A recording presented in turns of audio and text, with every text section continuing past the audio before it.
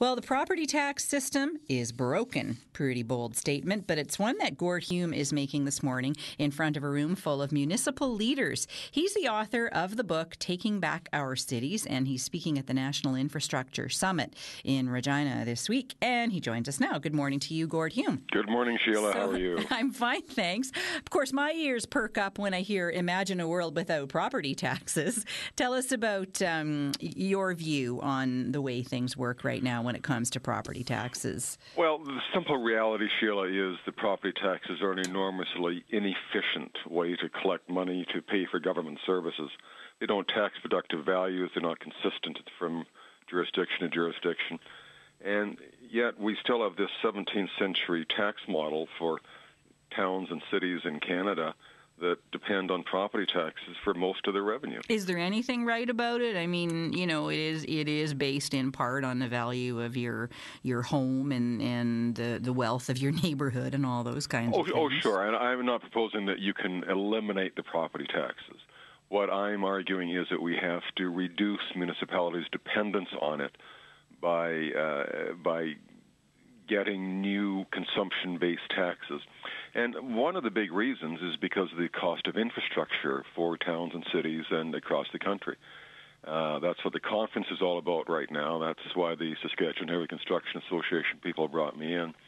But the simple reality is that our infrastructure deficit in this country is enormous. It is getting worse. It has the impact on our productivity and on our competitiveness. And as we're increasingly in a global economy, municipalities have to step up and look at doing business differently. Okay, so when you talk about consumption-based taxes, are you connecting with all, like, I hear all these people who don't have children saying, why should I pay school taxes? Sure. Is that what you're talking about, making it very specific? No, what we're talking about is things like sales tax or income tax or something like that people are normally paying in the course of business in their lives. And the simple reality is that all municipal leaders, if you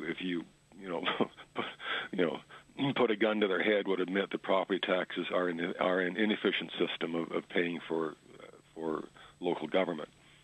And yet we've been burdened with this for hundreds of years. And it's simply time to start changing the system because the demands on municipalities, Sheila, are so immense today.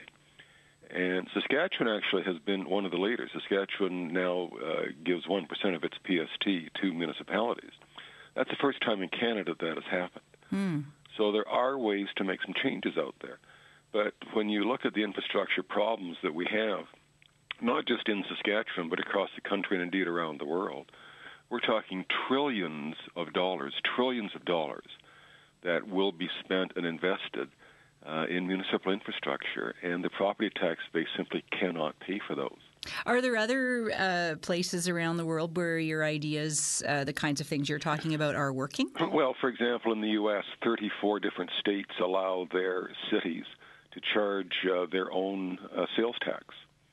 And cities from New York to Glendale in Arizona, that's how they're paying for keeping the Phoenix Coyotes there as a local sales tax. So, sure, there are any number of things. In other countries around the world, you'll see the central government make significant grants to municipalities so that they understand that the costs of infrastructure and so on are better spread out over the larger tax base.